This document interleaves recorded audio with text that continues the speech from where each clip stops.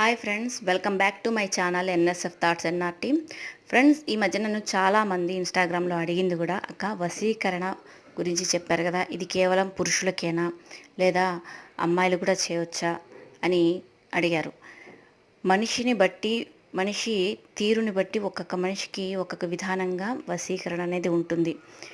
మీరు ప్రేమించిన వారిని వశీకరణం చేసుకొని మీ మాట విని మీరు పెళ్లి చేసుకోవాలి అనుకునే వాళ్ళు ఎవరైనా సరే నా ఇన్స్టాగ్రామ్ పేజీని ఫాలో అవ్వండి. వాళ్ళ తీరుని బట్టి, వాళ్ళ జాతకాన్ని చూసి నేను చెప్పే రెమెడీస్ అనేది విధి విధానంగా మీరు చేస్తే మీకు తప్పకుండా వాళ్ళు మీకు వశమవుతారు.